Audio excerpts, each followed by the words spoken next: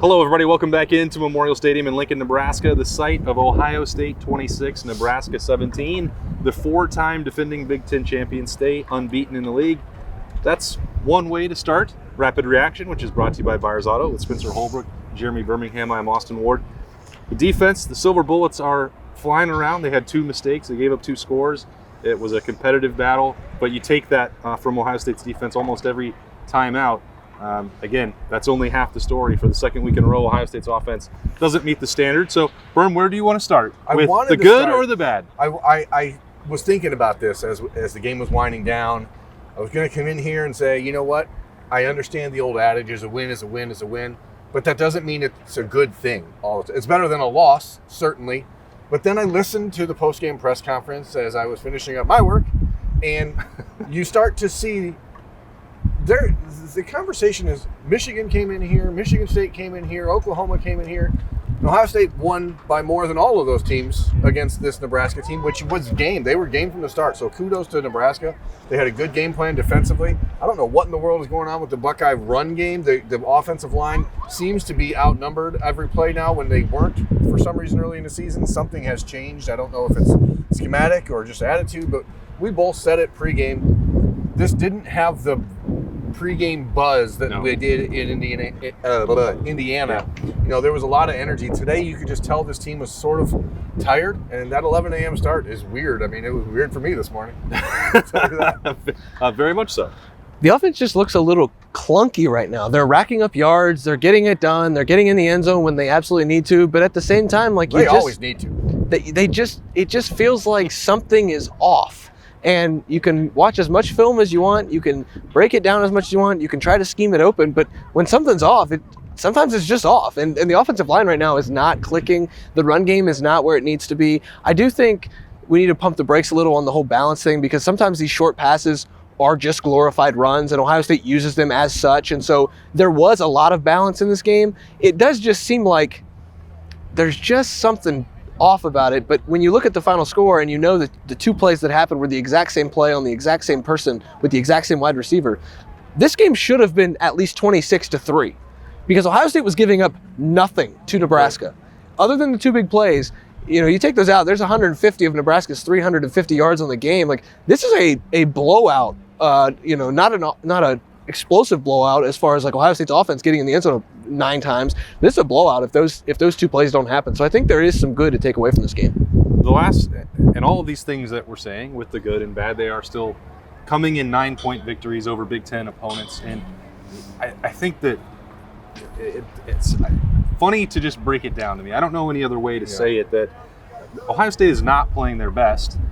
Penn State gave them a very good test, much better than we may have anticipated, or certainly better than the spread suggested. The same was true for Nebraska. You said all week, and Ryan Day did as well, that you looked at those games against Oklahoma and Michigan State and Michigan, you thought it wasn't going to be easy. So from that respect, I certainly understand that you say you come on the road in November, you leave unbeaten, and Ohio State should be happy. But the team that was in there, I mean, the defensive side of the ball felt very good about it. But C.J. Stroud, and I even asked him about it, like, you could tell that he was really, a little bit unsatisfied with the way he played personally. So it's just a real mixed bag. But, this is where you're glad you're that much more talented than everyone else, because you can make some mistakes and not play your best and get away with it. But C.J. Stroud threw for 405 yards, but you're just like, oh, who cares? Him throwing for 405 yards right now is sort of, average. It's an average day. The 2 interceptions he forced, and he took those on full brunt, said that's totally on me. But it wasn't just on C.J. Stroud. The play calling, again, was very bizarre. And I don't know if Ryan Day is trying to force things to put more on C.J. Stroud.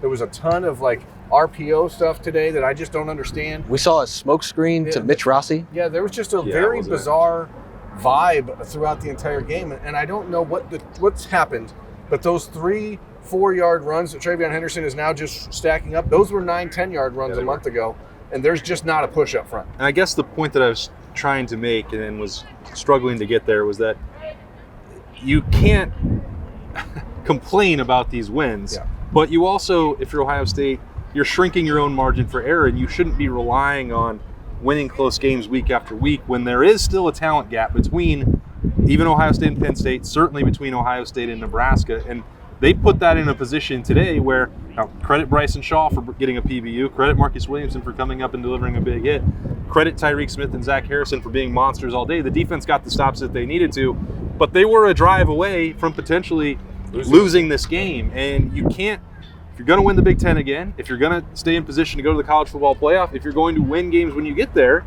Ohio State will just simply have to play better than they did today. I agree with that. And, the defense made plays when it needed to. The offense looked weird when it shouldn't have. But the bottom line is, this defense is just gaining confidence. Yeah. And that's one of the things that I'm going to take away from Lincoln as we leave is, the more this defense is on the field and the more you see Steel Chambers start to make plays, the more you see these defensive ends, it's a confidence thing at this point. They're doing the exact same things they were at the beginning of the season. They're just doing it with a full head of steam and a lot of confidence right now. And so as you see these guys continue to progress, this is a defense that all of a sudden is hard to score on. And this offense may not need that 40 points a game like we were thinking at the beginning of the year. They might not need 600 yards of total offense against the best teams in the country. This defense, good luck to Michigan State and Michigan and for running against them. Good luck to Purdue trying to throw with David Bell, on Denzel Burke. The defense is the storyline right now. And while the offense is struggling in a midseason crisis almost. Whoa. The defense is just not a crisis, but it's a little bit of a lull. There we go. I just lack a better term. The defense is just picking it all up, and they left it all, I guess, on the field. If you want to be cliche-like, that's what Ohio State in the beginning of the season was very adamant that the reason they were rotating in so many young guys and trying to play so many guys is because they thought they had a lot of guys that could play good football. And last week we're like, okay, stick your best 11 out there and go. But it seems like every week that best 11 is changing a little bit, and I don't know if it's based on the teams they're playing against. I don't know if they really just feel confident that they have that sort of flexibility where they can do different things against Nebraska that they did against Penn State and they will against Purdue. But you certainly like the trajectory of the defense. And for me today is still just about Jackson Smith and Jigba obviously breaking an Ohio State record with 15 catches. This is a team that has so much talent that there's just no excuse to be so vanilla. Yeah. I guess. I was going to say, sorry, Chives, that you're good. The reset here for Rapid Reaction brought to you by Byers Auto, all the stuff, the mixed bag, we're going to talk about it for the next 6 days. But the stuff that Jackson Smith and Jigba was doing today, the stuff that Tyreek Smith was doing today, the pass breakup that Denzel Burke had today, you still have to Chris Olave another touchdown, just routine at this point. You still have a bunch of individual people that are really shining, and I think that's why the disjointed part, we focus on that, but the individual efforts that they're getting are still remarkable. And if you were ever wondering why Jamison Williams may have left the Ohio State wide receivers room, Jackson Smith and Jigba, pretty much every part of this field put that on display. Certainly when Garrett Wilson is out, you would have liked somebody else, but guess what? A 5-star in Julian Fleming came out there. Berm, you got a great photo of that play at the sideline. He made a handful of catches, and he should have had one more that could have put that game and maybe a different score in the fourth quarter. But Jackson Smith and Jigba, he may already be the best wide receiver on this team. And week to week, we can have a different conversation because Garrett Wilson and Chris Olave are pretty freaking good too. But he was the only champion last week, and he will certainly be the offensive player of the game when they give that out tomorrow night. And I think there's positives here. I mean, even for I'm going to say this, don't get weird. There's positives in the negatives, okay? So, Marvin Harrison played more today than he has all year long, obviously, with Garrett Wilson out. Dropped an easy first down that was right in his hands on the sideline. Had a dumb holding penalty on another play. There's things that these kids have to learn, and I was just sort of taken aback.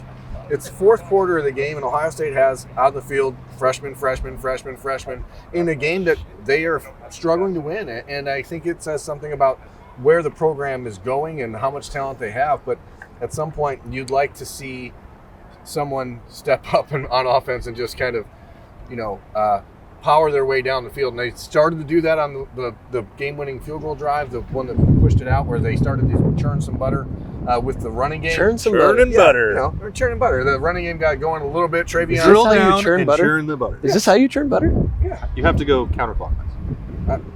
It's counterclockwise. But, one of the things that we're setting our clocks back tonight. One of the things that struck me about what Ryan Day had to say was the fact that every week that they struggle, he makes sure to remind everyone how young they are. Sure. And when you have a redshirt freshman quarterback throwing to a redshirt not a redshirt freshman, but a second-year wide receiver, and you have a freshman in the backfield, and you have Luke Whippler still making his 9th start of his career, and 4 tackles playing alongside him, and on the defense you've got all these guys like they're doing all this with a roster that a long time ago it's the youngest in Power 5 football. I mean, you have to acknowledge that, and I think Ryan Day was poignant in postgame where he brought up what happened against Oklahoma, Michigan State, because he knows people are watching this game and seeing the score. And he's on Tuesday, Buckeyes are going to drop in those rankings on Tuesday probably.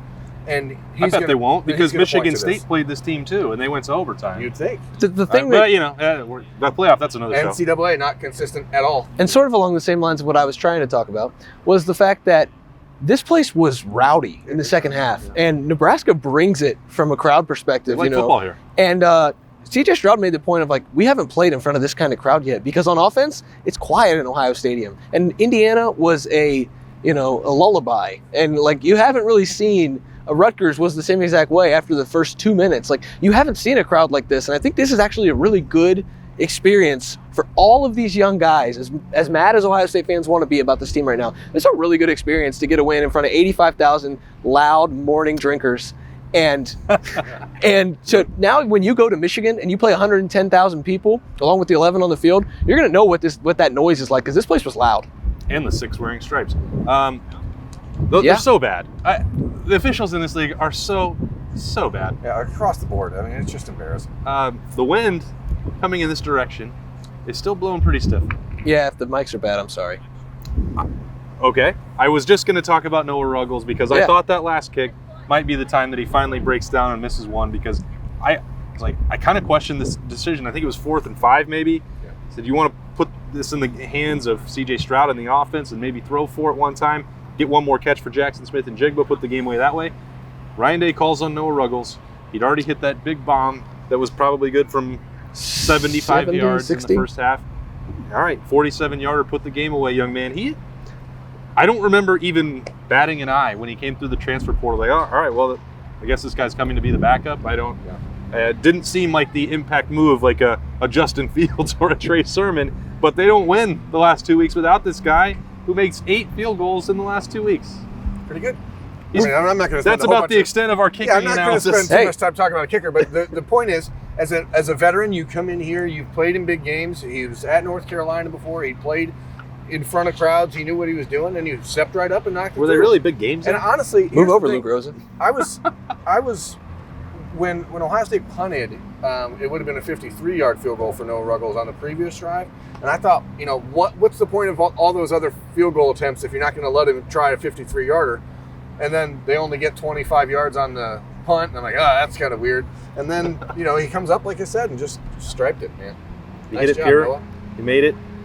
That's the kind of kicking analysis that you will get at Lettermen Row. But the kicking game is more important, and it extends here. Oh, I knew he was going to go into it. But hear me out. It was 23-17. Nebraska's on the 11-yard line, and they shanked an easy field goal. Nebraska had a chance to pin Ohio State deep and shanked a punt. Ohio State scores a touchdown. So while all these things are minute, and it's just, okay, take this snap, and then we'll go to commercial break. Those things are what win you games, and when Nebraska failed to execute on a punt that gave Ohio State a 49-yard drive for a touchdown, and when they could have cut it to 3, they miss a 31-yard field goal. Ohio State comes back down, makes a field goal of their own, makes it a 2-possession game, and that's that's the story of how this game was won, really. And you said it on both predictions. What was the word that he used? You said it on both predictions. Did you call them bozos, or what did you call them? No, they were putrid, atrocious, horrible. You said it was the worst thing in the world. You said hunger, poverty, and Nebraska special teams. I'm going to say it now. Hunger, poverty, and Nebraska special teams. I was pretty consistent here. Take your pick. Doesn't matter. They couldn't get it done yet again. The Scott Frost era seems to be coming fast to a close. Maybe not, but he certainly can't win big games. Nah. They're not going to a bowl. Ohio State took care of that with a 26-17 win here in Memorial Stadium in Lincoln, Nebraska. This has been Rapid Reaction. It is brought to you by Byers Auto. That is Spencer Holbrook and Jeremy Birmingham. I'm Austin Ward. A lot more post-game coverage coming for you at Lettermen Row. And then we'll get ready next week for Ohio State at Purdue. We'll see you back in the great state of Ohio. Purdue at Ohio State. What? Purdue's at Ohio State. Oh, yeah. We'll see you then. We'll see you back in the great state of Ohio, like I said. Bye-bye.